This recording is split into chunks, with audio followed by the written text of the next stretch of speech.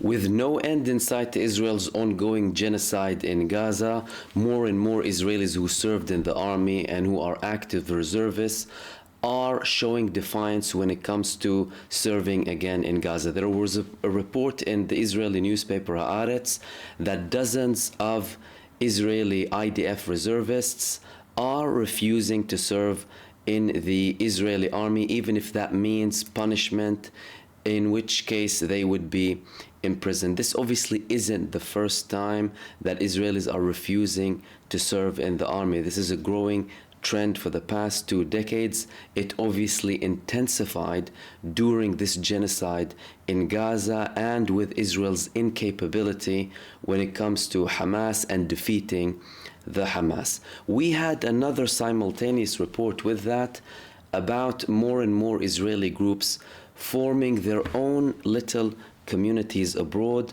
and one of these communities is in Thailand. Again, this is another evidence that Israelis are leaving Israel in their masses, and many of them are not going to return.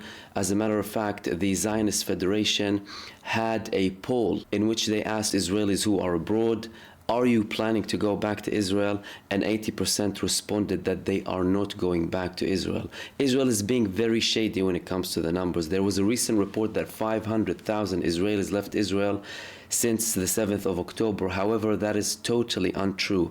As a matter of fact, in November last year, the Israeli media reported, based on Israeli statistics centers, that over 1 million left only due to the war.